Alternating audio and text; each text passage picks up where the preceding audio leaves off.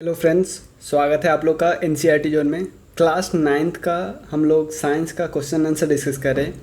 इसमें आज हम डिस्कस करेंगे force and laws of motion. तो इसका क्वेश्चन आंसर डिस्कस करने से पहले हम तीनों लॉ ऑफ मोशन को डिस्कस कर लेते हैं ताकि आपको क्वेश्चन आंसर में कोई प्रॉब्लम ना आए। तो सबसे पहले हम तीनों लॉ ऑफ मोशन को डिस्कस कर लेते हैं ताकि आपको फिर क्वेश्चन आंसर बनाने में प्रॉब्लम ना आए। तो चलिए पहले मैं वो आपको बता देता हूँ क्या क्या होता है। 3 लॉ ऑफ मोशन होते हैं।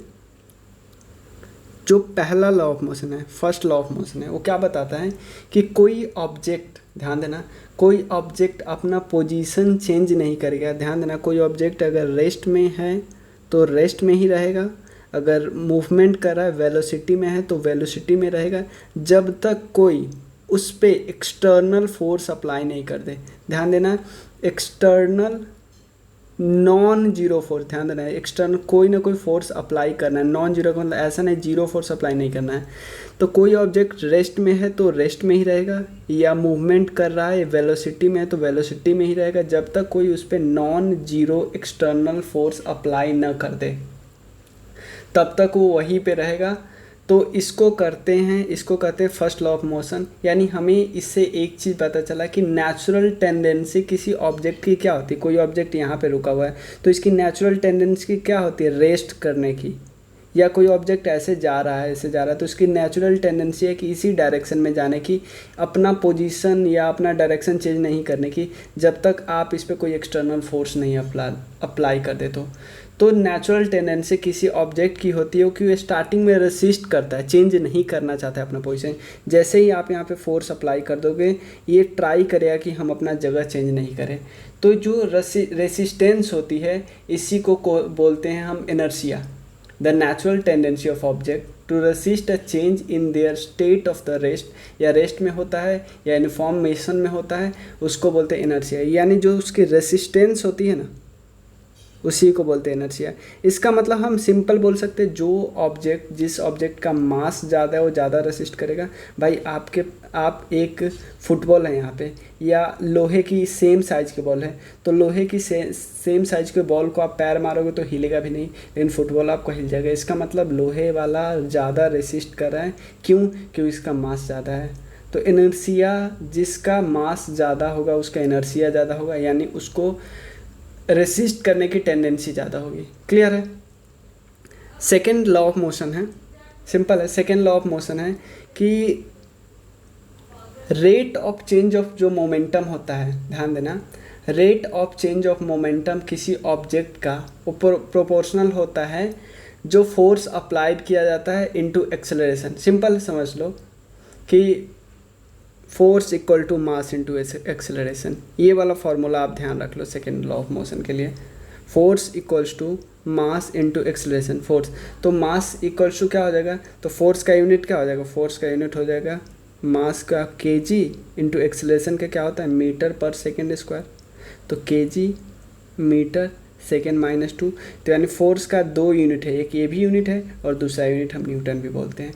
तो सेकेंड लॉ ऑफ मोशन कहता है कि the rate of change of momentum of an object is proportional to the applied unbalanced force in the direction of the force. Clear है ना?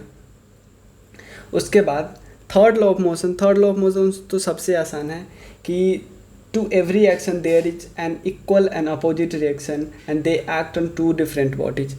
क्लियर है ना?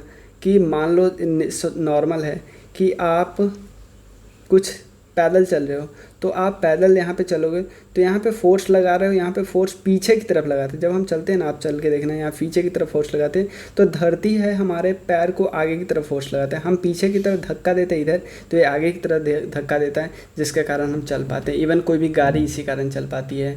क्लियर है? या हम यहाँ पे खड़े हैं वो भी देता है। तो अब क्वेश्चन देख लेते हैं। पहला क्वेश्चन है,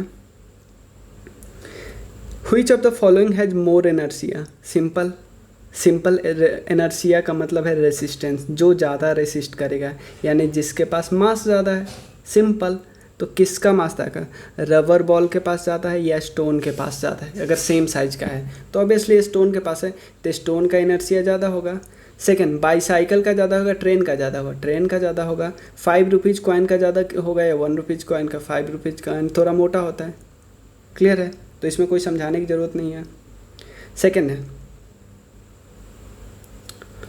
in a following example try to identify the number of times the velocity of the ball change. देखो वेलोसिटी ऑफ बॉल कितनी बार चेंज हुआ है। सबसे पहले कोई फुटबॉल प्लेयर है 1, उसने बॉल को किक मारा, a football player kick a football to another player. यहाँ से इसने फुटबॉल पहले हो सकता है रेस्ट में था, यानी यहाँ पे वेलोसिटी 0 रहा होगा, इसने किक मारा 2 के पास चला गया, तो जो फुटबॉल की वेलोसिटी थी यहाँ से यहाँ पहले 0 थी, फुटबॉल की वेलोसिटी चेंज हो गई, तो हो सकता है देखो। और 2 क्या किया, player of the team who kicks the ball, इसने अपने पास फुटबॉल का आने दिया, सीधे किक कर दिया, तीसरे प्लेयर के पास पहुँचा दिया। और तीसरा प्लेयर इसका क्या था, अपोजिट टीम का गोलकीपर था।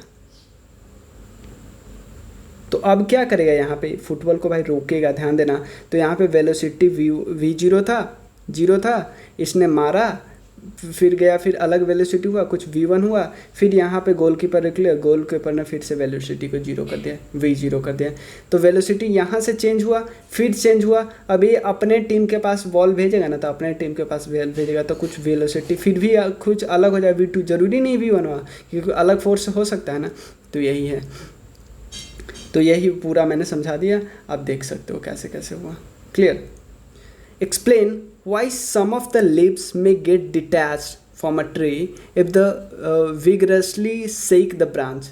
अगर मान लो सिंपल बताया जा रहा है, एक प्लांट है, इस डाली को आप खूब जोर जोर से हिलाओगे तो इसका पत्ती क्या करेगा, गिर जाता है। क्यों होता है भाई, ऑब्वियसली इनर्शिया के कारण, क्योंकि आप इसके डाली को, इसके टहनी को हिला रहे हैं, लेकिन इसका जो लीव्स था, इसकी जो पत्ती थी, वो क्या कर रहे थे, रेसिस्ट कर रहे थे। रेसिस्ट क्या करते हैं, क्योंकि यही तो प्रॉपर्टी है इनर्शिया, यही तो बोलता है कि जब वो अपने पोजीशन में रहना चाहता है, अपने पोजीशन में रहना चाहता है, पत्ती तो ऐसे ही रहना चाहती थी, लेकिन आपने उसको बार बार हिलाया तो उसको रेसिस्ट कर रहे थे। जब तक रेसिस्ट कर रहे थे तब तक ठीक है, रेसिस्ट करना बंद हो गई, टूट के गिर गई। यही है, क्योंकि आप इधर धक्का दे रहे थे और रेसिस्ट करके इधर आ रही थी, आप इधर धक्का दे रहे थे, रेसिस्ट करके इधर आ रही थी, जिसके कारण वो गिर गया। तो यही है, some leaves of the tree get detached when we shake the branches vigorously. This is because when the branches of the tree are shaken, it moves to and from, इधर उधर जा रही थी, लेकिन उसका लिप्स तो रेस्ट में ही रहा था, क्योंकि लिप्स को हम डायरेक्टली हिला नहीं रहे थे।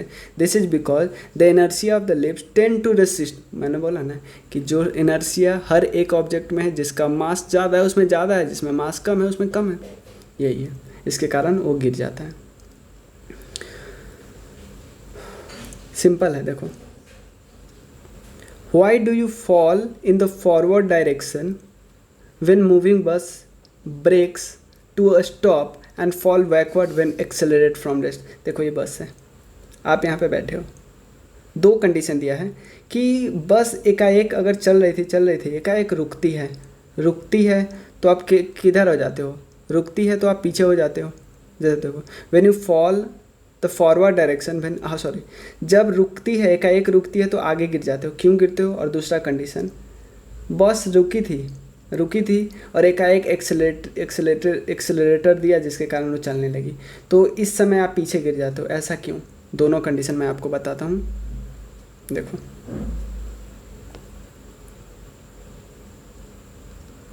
होता क्या है, ये बस है, आप यहाँ पे थे, अभी बस चल रही है, तो बस तो वेलोसिटी में है, इसका मतलब आपका शरीर भी वेलोसिटी में, आपका बॉडी भी वेलोसिटी में। किस वेलोसिटी पे? जिस वेलोसिटी पे हमारी बस है। क्लियर।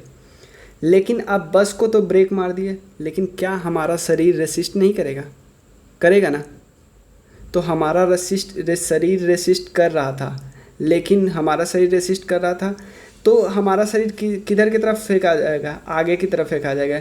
क्योंकि हमारा शरीर रेसिस्ट कर रहा है, लेकिन हमारा शरीर में अभी भी वेलोसिटी है, लेकिन आपने बस को ब्रेक मार दिया। हमारे शरीर में अभी तक वेलोसिटी है, तो हमारा शरीर उस वेलोसिटी से अभी तक आगे की तरफ मूव कर रहा था, लेकिन बस रुक गया तो हम आगे की तरफ फेंका जाते हैं ऑलमोस्ट। क्लियर। ऐसे होता है, सिंपल मैं बताता हूँ, एक बार और आपको बता दूँ। हम अभी वेलोसिटी से चल रहे थे, हम अभी वेलोसिटी से, भाई ये ना रुका है, हम अभी थोड़ी रुके थे, हम 1 सेकंड के लिए थोड़ी रुके थे, तो हम तो आगे ही चलते रहेंगे ना। तो बस पे ब्रेक लगाएगा तो हमारा शरीर आगे ही जाता रहेगा ना। वैसे ही सेम केस में होता है कि बस तो अभी रुका था तो हमारा बॉडी तो रेस्ट में था ना। तो बस जब एकाएक चलने लगा होगा तो हम तो अभी रेस्ट में ही थे, तो हम पीछे नहीं चले जाएंगे, क्योंकि हमारा इनर्शिया बोला था कि हमें रेस्ट में ही रहना है। क्लियर है ना। तो यही बात है कि ये इनर्शिया के कारण होता है कि every body try to maintain its state of motion और स्टेट ऑफ रेस्ट। जब बस चल रही थी तो हम क्या थे, हम भी मोशन में थे, लेकिन हम क्या करते हैं, हम अपना मोशन नहीं चेंज करना चाह रहे थे, लेकिन बस ने जैसे ही मोशन अपना चेंज किया तो हमारा मोशन तो वही था, पुराना वाला वेलोसिटी, तो हम आगे की तरफ आ गए। और जब बस यहाँ से जब रुकी हुई थी तो हमारा स्टेट ऑफ मोशन कैसा था, रेस्ट वाला था। जैसे ही बस एक चलने लगे हम पीछे की तरफ गिर गए, यही होता। क्लियर है। आप एक बार रीड कर लेना इसको। देखो सिंपल है, मैं आपको एक एग्जांपल पहले बताया था कि जब हम चलते हैं ना, जैसे यहाँ पे हम पैर रखते हैं, तो पैर आप कैसे करोगे, सिंपल रखते नहीं हो, ऐसे करके पीछे की तरफ धक्का मारते हो, तो ये इसको पीछे की तरफ धक्का मारते हो ना, तो ये आगे की तरफ फोर्स लगता है, क्योंकि ये एक्शन आप इधर एक्शन करते हो तो अर्थ सेम डायरेक्शन में आपको क्या करेगा, अपोजिट डायरेक्शन में रिएक्शन लगाएगा, एक्शन का रिएक्शन। तो घोड़ा जैसे यहाँ पे पैर रखता है तो घोड़ा जैसे पीछे की तरफ ज़मीन को खिसकाता है तो ज़मीन उसके पैर को आगे की तरफ खिसका देता है। सेम यही पहिए में भी होता है, पहिए जब चलता है तो ये पीछे की तरफ खींचते हैं तो ज़मीन इसको आगे की तरफ खिंचाता है, तो यही फोर्स लगता है, जिसके कारण a horse pushes the ground in the backward direction, जिसके कारण according to Newton's third law of motion reaction force is exerted by the earth on the horse to the forward direction, जिसके कारण cart move कर पाता है। Next है, यही है जो फायरमैन जो होते हैं एक ऐसा जिससे पानी निकलता है, उसको पानी से, क्योंकि पानी से बहुत तेज़ी से बाहर निकलता रहता है तो ये एक्शन निकलता है, तो इस पानी के कारण पीछे एक फोर्स लगेगा ना, जिसके कारण बहुत तेज़ी से इसको पकड़ के रखना होता है, बहुत तेज़ी से नहीं, अगर तेज़ी से पकड़ के नहीं रखेंगे तो पीछे की तरफ ये आ जाएगा। ये इसी जो भी छोड़ते हैं ऊपर सैटेलाइट वगैरह, इसी थ्योरी पे तो छोड़ते हैं कि नीचे पीछे से थर्स्ट बाहर आता रहता है, जिसके कारण ये एक्शन के कारण रिएक्शन का फोर्स अपोजिट साइड में लगता है, जिसके कारण सैटेलाइट दूर जाती है। क्लियर है ना। तो ये बात आप रीड कर लेना। When a fireman holds a hose it's ejecting large amount of water, बाहर निकलता रहता है बहुत ज़्यादा वेलोसिटी से। When the reaction force is exerted on him by the ejecting water is the backward direction, ये निकलता है। क्लियर है ना।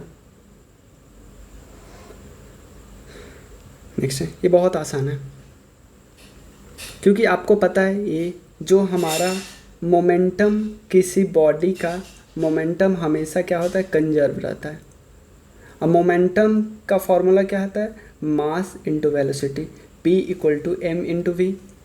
मोमेंटम हमेशा कंजर्व रहता है, जो सेकेंड लॉ ऑफ मोशन हमने देखा था कि मोमेंटम हमेशा कंजर्व रहता है, तो P = mv होता है। तो देखो, तो मोमेंटम कंजर्व रहता है, तो यानी कि इनिशियल मोमेंटम इक्वल्स टू हमेशा फाइनल मोमेंटम हुआ, क्योंकि मोमेंटम को कोई फर्क नहीं पड़ता, वो हमेशा कंजर्व रहेगा। A rifle of a mass 4 kg है, एक राइफल है। क्लियर है ना। यहाँ ऐसे बुलेट, उसका जैसे राइफल का मास है 4 kg और बुलेट का मास है 50 gram. Is fired with the initial velocity is equal to 30 meter पर सेकेंड। जब फायर किया, देखो अभी आपके पास राइफल और बुलेट है तो अभी आप रखे हुए रेस्ट में हैं दोनों, लेकिन जैसे ही हमने फायर किया तो बुलेट की जो वेलोसिटी आ गई वो 35 मीटर पर सेकेंड। आपको ये बताना है कि बुलेट तो आगे जाएगी, राइफल पीछे की तरफ खिंचाएगा ना, पीछे की तरफ धक्का जाएगा ना। अब क्वेश्चन हो जाएगा पीछे की तरफ धक्का जाएगा वो किस स्पीड से जाएगा, ध्यान देना, किस स्पीड से जाएगा वो आपको निकालना है। क्लियर है ना। तो सिंपल है, बहुत आसान क्वेश्चन है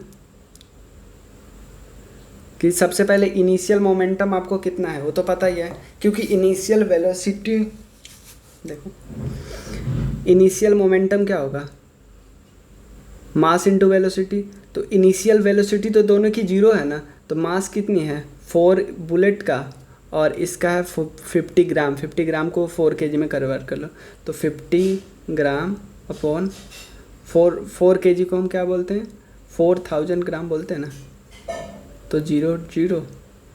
और अगर इसको डिवाइड किया जाए तो 0 पॉइंट, तो 1 0 आएगा, तो 1 0 500 कितना है 4 केजी। तो चाहे इसको ऐसे कर लो, 50 ग्राम को हम ऐसे कर सकते हैं ना 0.05 केजी, क्योंकि 50 ग्राम, तो 50 ग्राम अगर इसको 1000 ग्राम से डिवाइड करेंगे तो 1 केजी होगा ना 1000 ग्राम, तो इसको 1000 ग्राम से डिवाइड करेंगे तो मतलब 1 केजी से डिवाइड करेंगे तो आ जाएगा 0.05 केजी। क्लियर है। 4 से मैं क्यों डिवाइड करना, 4 केजी तो अलग चीज़ है ना, यहाँ पे एक गलत बता दिया था। सिंपल, अब मैं बताते रहा हूँ। देखो पहला M1 है इसका 4 केजी, क्लियर। दूसरा मास किसका है, बुलेट का मास है 50 ग्राम। 50 ग्राम को हम ऐसे कर सकते हैं ना 0.05 केजी, क्योंकि हम 50 ग्राम को 1000 से डिवाइड कर दो ना तो क्या हो जाएगा 0.05 केजी आएगा ना। तो इनिशियल वेलोसिटी तो दोनों का जीरो है, तो इनिशियल मोमेंटम क्या होगा m1 plus m2 into v equals to 0, तो इनिशियल मोमेंटम जीरो हो जाएगा। फाइनल मोमेंटम दोनों का अलग होगा, कैसे, पहले का क्या होगा, पहले का होगा बुलेट का क्या होगा, बुलेट का वजन कितना है 0.05 इंटू वेलोसिटी क्या है 35 मीटर पर सेकेंड। क्लियर है ना। लेकिन अब राइफल का कितना है, राइफल का है 4 केजी इंटू स्पीड हमें नहीं पता, वही तो निकालना है, वही स्पीड हमें निकालना है। तो यानी ये हो गया बुलेट का, ये हो गया राइफल का, और इक्वल्स टू इतना आ जाएगा। तो यानी देखो इनिशियल मोमेंटम कितना है 0 equal to 4v1 plus 1.75। Clear है।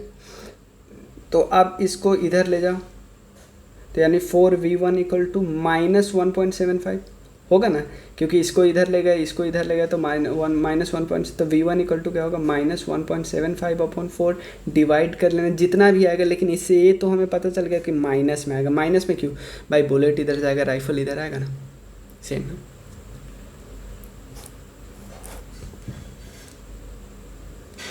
क्लियर है, कोई प्रॉब्लम नहीं है। नेक्स्ट क्वेश्चन देखते हैं। बहुत आसान क्वेश्चन है। 2 ऑब्जेक्ट हैं, 2 ऑब्जेक्ट ऑफ मास, एक ऑब्जेक्ट का मास है 100 ग्राम, दूसरे ऑब्जेक्ट का मास है 200 ग्राम। सबको केजी में हम कन्वर्ट कर लेते हैं, 100 ग्राम 200 ग्राम।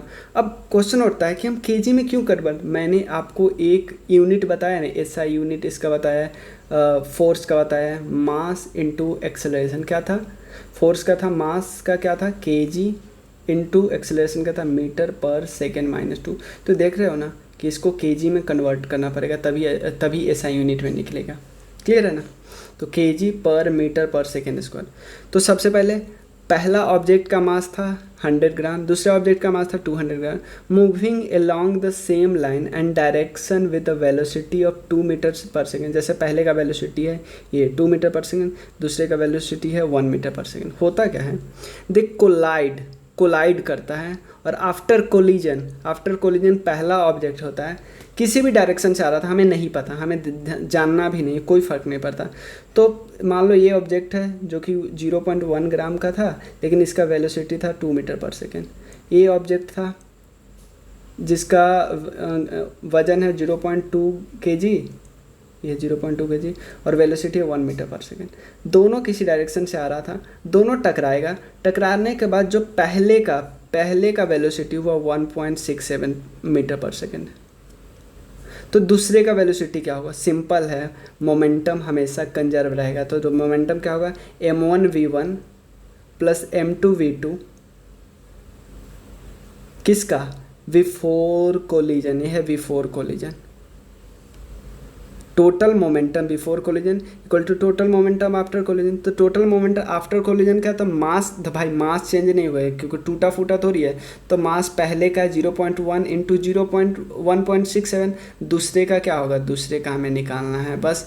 तो इसको मल्टीप्लाई कर दो, इससे मल्टीप्लाई कर दो, इन दोनों को मल्टीप्लाई करने पे ये आया है, और इधर मल्टीप्लाई करोगे तो इतना आ जाएगा 0.17, और इधर करोगे इसको इसको इधर ले जाओगे तो बचेगा ये। तो velocity of the second object become इतना after the collision. Clear, simple, इसमें ये बात बस ध्यान रखनी।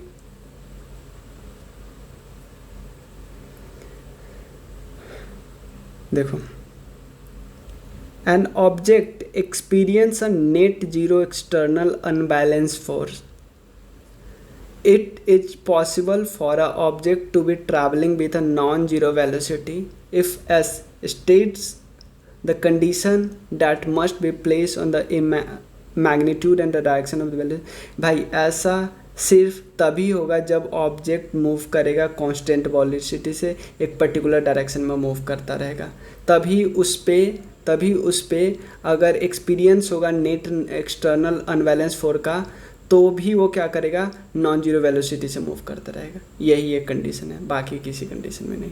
Clear, when A carpet is विटन, carpet को अगर वीट करोगे स्टिक से तो डस्ट नीचे आएगा। ऐसा क्यों होता है भाई, सिंपल बात है, डस्ट को थोड़ी पता है कि उसको हिलना है। डस्ट तो क्या करेगा, डस्ट सिंपल करेगा, रेसिस्ट करेगा, हिलने का ट्राई नहीं करेगा। डस्ट रेसिस्ट करेगा तो क्या होगा, डस्ट नीचे गिर जाएगा और कारपेट इधर से इधर होता रहेगा। यही तो है, inertia of object tend to resist any change in its state of rest और स्टेट ऑफ मोशन। अगर कारपेट को वीट करते हैं तो कारपेट मोशन में आ जाएगा, लेकिन डस्ट पार्टिकल जो है वो रेसिस्ट करेगा, नीचे गिर जाएगा क्योंकि रेस्ट में आ जाएगा। पहला लॉ ऑफ मोशन तो यही कहता है। और सिंपल, ये बहुत बहुत आसान है, ये भी वही है, इनर्शिया वाला है कि आपको बताया जाता है कि अगर लगेज को छत पे रखते हो तो बांध के रखो। क्यों भाई, बस चल रही है, बस तेज़ी से चल रही है, या सिंपल है, बस अभी रुकी हुई है, लगेज आपका यहाँ पे है, क्योंकि ये लगेज भी रेस्ट में है, बस को आकर एकाएक आपने स्पीड चलाना शुरू किया, लगेज पीछे नहीं गिर जाएगा। यही तो है, क्योंकि इसका जो इनर्शिया है बैग का, वो तो इसको रेसिस्ट करेगा, हिलने ही नहीं देगा। तो बैग का जो इनर्शिया रेसिस्ट करेगा तो बैग पीछे नहीं गिर जाएगा, इसलिए बोला जाता है कि बांध के रखना है। सिंपल वही बात लिखा हुआ है। A ball hits a cricket ball, a batsman hits a cricket ball which then rolls the level ground after covering short distance of a ball comes to the rest। भाई इससे आसान तो क्वेश्चन हो ही नहीं सकता। बोल रहा है कि आपने बॉल मारा, बॉल पहले टप्पा खाता है, जैसे आप मारा, बॉल गिरा ज़मीन पे, कुछ दूर जाकर रुक जाता है। क्यों, क्योंकि भाई इसके अपोजिट में फोर्स लगता रहता है ना, फ्रिक्शन उसको बोलते हैं, फ्रिक्शन फोर्स लगता है, यानी एक इधर से एक्शन लगता रहता है ना इधर से। जैसे आप आगे जा रहे थे, आप बॉल आगे जा रहा था तो पीछे की तरफ फोर्स लग रहा है ना, जिसके कारण रुक जाए। There is a force on the ball opposing the motion. Clear, कोई प्रॉब्लम नहीं है, तो यही आंसर होगा 4 का सी।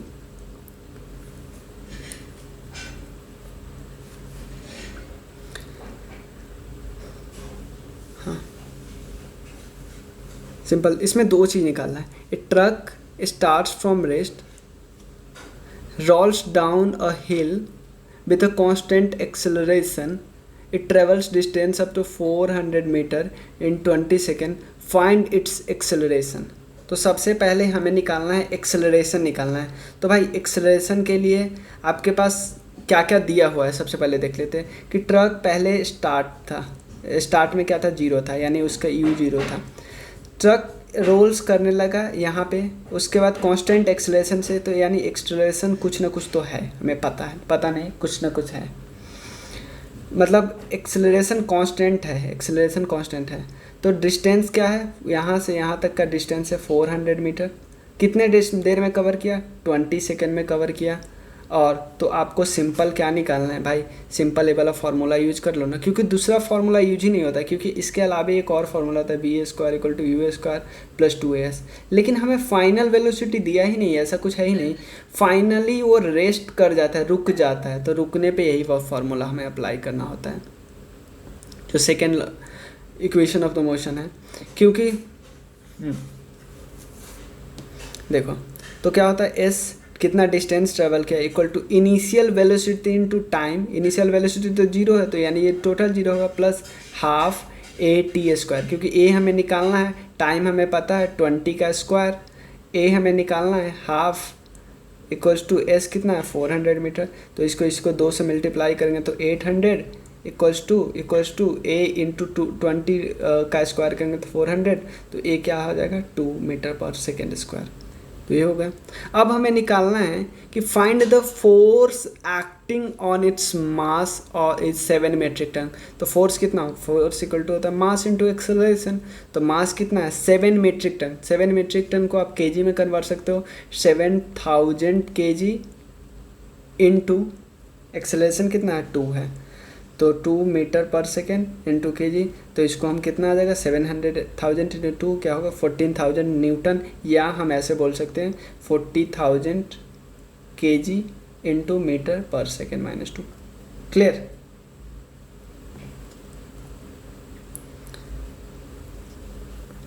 देखो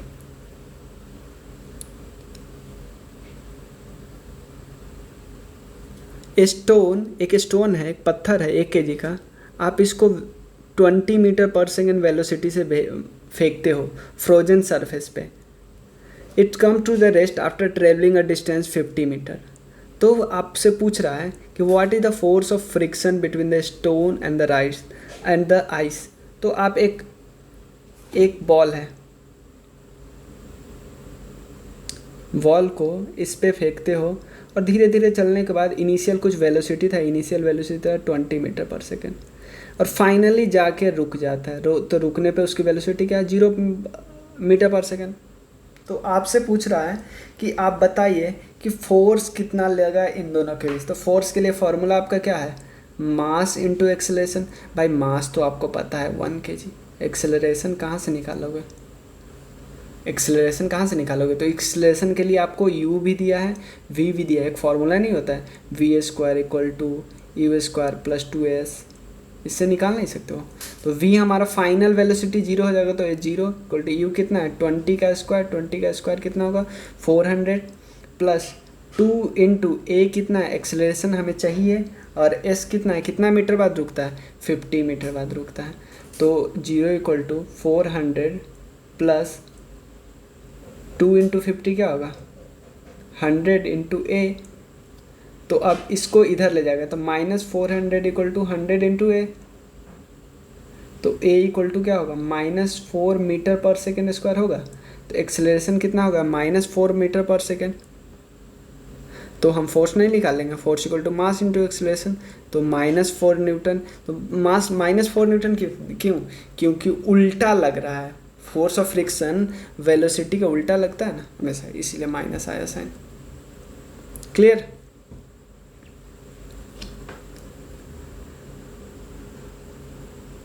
अब नेक्स्ट क्वेश्चन देखते हैं। ए 8000 kg engine pools a train of 5 wagons. मतलब कि एक ट्रेन है, ट्रेन का इंजन है जिसका वजन है 8000 kg, 5 वैगन को अपने पीछे लिए हुआ है, बांधे हुआ है। मान लो 5 एक ऐसे रखे हुआ है, 5 पीछे पीछे होता है, लेकिन हम ऐसे मान लेते हैं ताकि ज़्यादा समझने में रहे। सबका वजन है 2000 kg। If a engine exert a force of 40,000 Newton and the track offers a friction force of 5,000 Newton, तो पहला क्वेश्चन है नेट एक्सेलरेटिंग फोर्स। पहला नेट एक्सेलरेटिंग फोर्स कितना है भाई, आप इधर लगा रहे हो 40,000 न्यूटन लगा रहे हो ना, पीछे से फ्रिक्शन आपसे 5,000 न्यूटन खींचने में लगा है, मतलब इतना आप दम लगा रहे हो कि हम आगे जाए, और फ्रिक्शन आप पे पीछे लगा रहा है, तो नेट आप कितना आगे लगा पा रहे हो? 40,000। 5,000 तो आपका वेस्ट जाना ना, तो टोटल 35,000 नहीं लगा रहे हो आप आगे की तरफ, क्योंकि 5,000 तो आपको नुकसान हो गया ना फ्रिक्शन के कारण, तो 35,000 आंसर होगा। सिंपल समझ गए ना कि टोटल आगे की तरफ इतना लगा रहा हो लेकिन फ्रिक्शन 5,000 लग रहा है, तो फाइनल नेट एक्सेलरेशन क्या होगा? नेट एक्सेलरेटिंग फोर्स जो आगे की तरफ माइनस जो फ्रिक्शन की तरफ, तो ये हो गया ना। सेकंड है, सेकंड क्वेश्चन क्या है? Acceleration of the train. Train का एक्सेलरेशन सिंपल निकालना है, तो एक्सेलरेशन कैसे निकालते हैं? देखो, ट्रेन का एक्सेलरेशन निकालने फॉर्मूला तो वही है ना, force equal to mass into acceleration. तो फोर्स डिवाइडेड बाई मास कर दें तो एक्सेलरेशन नहीं निकल जाएगा? फोर्स डिवाइडेड बाई मास कर देंगे तो एक्सेलरेशन निकल जाएगा ना। तो वही आपको निकालना है कि acceleration of a train. Clear है? तो ये कैसे निकालेंगे मैं आपको बताता हूँ। ओके, सेकेंड क्वेश्चन क्या था? सिंपल देखते हैं। The acceleration of the train. Acceleration equal to क्या होता है? देखो, force equal to mass into acceleration होता है ना। तो आपको पता है, क्योंकि ट्रेन के बारे में पूछा है, तो ट्रेन में 5 वैगन है, सबका वजन है 2-2 हज़ार kg, तो टोटल वजन कितना होगा? 10,000 kg हुआ। 10,000 kg हुआ। और फोर्स कितना अप्लाई हो रहा है? फोर्स टोटल नेट फोर्स हमने अभी तो निकाला, क्योंकि ये पीछे अप्लाई करा है, इससे थोड़ी हम निकाल सकते हैं कि कितना एक्सेलरेट हो रहा है। तो टोटल है 35,000 इंटू एक्सेलरेशन, तो आप नहीं निकाल सकते। 35,000 डिवाइडेड बाई 10,000, तो 3.5 मीटर पर सेकेंड। उसके बाद थर्ड क्वेश्चन है, the force of wagon one force कितना अप्लाई कर रहा है वैगन 2 पे? तो फोर्स सिंपल है, फोर्स इक्वल टू होता है मास इनटू एक्सेलरेशन। तो टोटल मास कितना था? टोटल मास था, ध्यान देना, टोटल मास हमारा कितना था? यहाँ पे देखो, टोटल वैगन का मास कितना था? 10,000 kg। लेकिन हाँ, आपने वैगन 1 को तो हटा ही लिया। अब देखना है कि वैगन 1 वैगन 2 पे कितना फोर्स लग रहा है। तो वैगन 2 के पीछे तो सारे अटैच है, तो वैगन 2 पे लगाएगा तो बाकी सब पे तो लगाएगा ही लगाएगा ना, क्योंकि अकेले वैगन 2 पे थोड़ी लगाएगा, क्योंकि इसका मतलब ऐसा होता है कि बाकी तीनों वैगन टूट के हट चुका है। तो बाकी वैगन पे, तो बाकी वैगन फोर्स कितना होगा? मास इंटू एक्सेलरेशन। एक्सेलरेशन तो जितना है उतना है ही, क्योंकि सारे वैगन का एक ही साथ हमने कैलकुलेट कर दिया। 3.4 मीटर पर सेकेंड माइनस 2 इनटू मास कितना है? 28।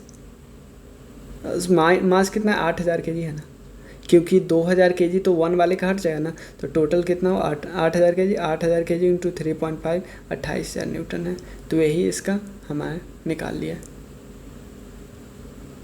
क्लियर है ना? हाँ, देखो, ये ऑटोमोबाइल व्हीकल है, एक ऑटोमोबाइल व्हीकल है जिसका मास है 1500 kg। Clear? What must be the force between the vehicle and the road if the vehicle to be stop with a negative acceleration of 1.7 metre पर सेकेंड माइनस 2। तो हमें क्या करना है? सिंपल मैं क्वेश्चन पहले समझा दे रहा हूँ, उसका डिस्कस करते हैं। कि एक ऑटोमोबाइल व्हीकल है जिसका वजन है 1500 kg। कितना फोर्स अप्लाई होगा बिटवीन व्हीकल एंड रोड के बीच कि व्हीकल तो स्टॉप हो जाए, लेकिन निगेटिव एक्सेलरेशन, किस निगेटिव एक्सेलरेशन से? कि 1.7 मीटर पर सेकेंड स्क्वायर के निगेटिव एक्सेलरेशन से। देखो, सिंपल है कि ऑटोमोबाइल व्हीकल का मास है कितना? ये ऑटोमोबाइल है 1500 kg। चल रहा था आगे कोई फोर्स अप्लाई किया, और फोर्स अप्लाई किया इतना ज़ोर से कि उसका एक्सेलरेशन निगेटिव साइड में a इक्वल्स टू 1.7 मीटर पर सेकेंड स्क्वायर हो गया, वो भी माइनस। तो फोर्स इक्वल टू कितना अप्लाई किया होगा? मास इंटू एक्सेलरेशन के बराबर होता है ना। तो मास कितना है? 1500 इंटू एक्सेलरेशन कितना? माइनस 1.7। इससे नहीं आ जाएगा? आ जाएगा आराम से। कितना आ जाएगा? Minus 2550 Newton. क्लियर है ना? कोई प्रॉब्लम नहीं है इससे। नेक्स्ट क्वेश्चन देखते हैं 9। What is the momentum of object mass m जिसका है और moving with the velocity v। तो मोमेंटम का फॉर्मूला m इंटू वी होता है, सिंपल, कोई प्रॉब्लम नहीं है ना। नेक्स्ट क्वेश्चन है, हाँ देखो,